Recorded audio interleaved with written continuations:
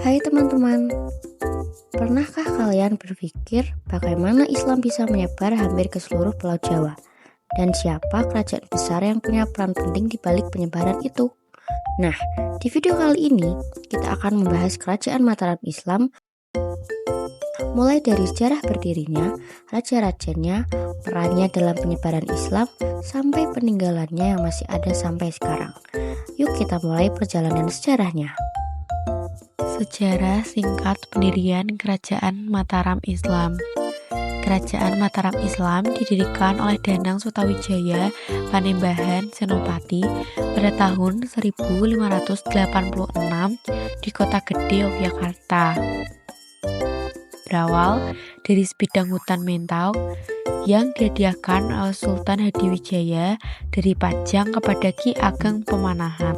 Setelah Ki Ageng Pemanahan wafat, Sutawijaya memerdekakan diri dan membangun Mataram sebagai pusat kerajaan Islam yang baru.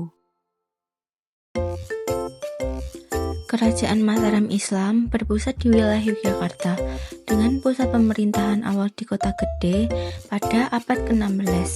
Pusat pemerintahannya kemudian berpindah ke Kerta dan Blaret pada masa Sultan Agung dan penerusnya sebelum akhirnya terbagi melalui Perjanjian Giyanti.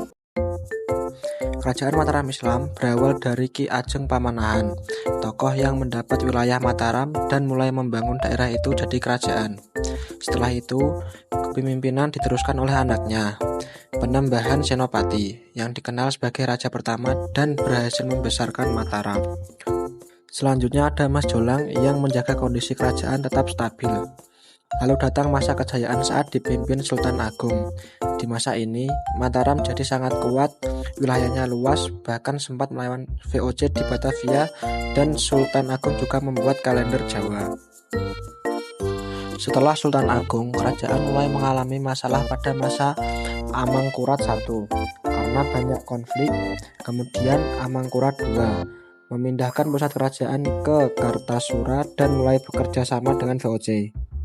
Itulah perjalanan singkat pendiri dan raja penting kerajaan Mataram Islam dari masa berkembang berjaya sampai mulai mengalami kemunduran. Peran kerajaan Mataram Islam dalam penyebaran Islam dapat dirangkum dalam 3 poin utama. 1. Penyatuan politik.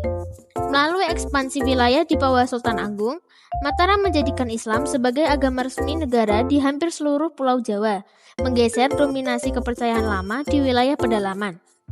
2. Akulturasi budaya.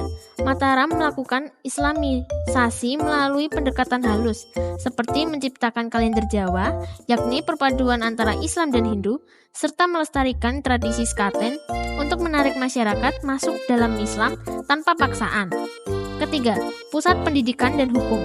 Membangun masjid dan pesantren sebagai pusat ilmu, serta mengintegrasikan hukum Islam ke dalam tatanan keraton, sehingga Islam menjadi identitas budaya masyarakat Jawa hingga saat ini. Beberapa contoh peninggalan kerajaan Mataram Islam. Yang pertama ada Masjid Agung Mataram Kota Gede. Masjid ini dibangun pada masa pemerintahan Panembahan Senopati. Masjid ini menjadi pusat kegiatan keagamaan dan pemerintahan pada awal berdirinya kerajaan Mataram Islam. Bangunannya masih berdiri dan menjadi bukti perkembangan Islam di Jawa. Yang kedua ada makam Raja-Raja Imogiri.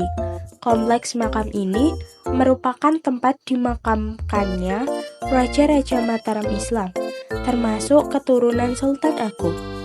Makam ini menjadi simbol kebesaran dan kejayaan kerajaan pada masa lalu.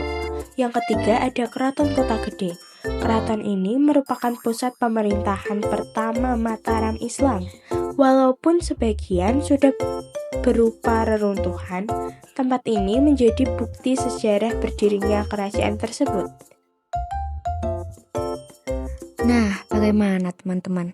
Dari hutan kecil di Mentawai, Mataram Islam tumbuh menjadi kerajaan besar yang berpengaruh di Pulau Jawa. Bukan hanya memperluas wilayah, tapi juga menyebarkan Islam melalui budaya, pendidikan, dan pemerintahan.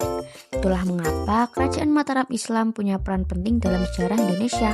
Semoga video ini menambah wawasan kalian tentang sejarah Nusantara.